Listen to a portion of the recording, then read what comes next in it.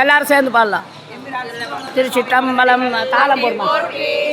தாளம் போடும். அடியார்க்கும் அடியே திருநீலகண்டத்து குயவனார் கடியே இல்லையே என்னாத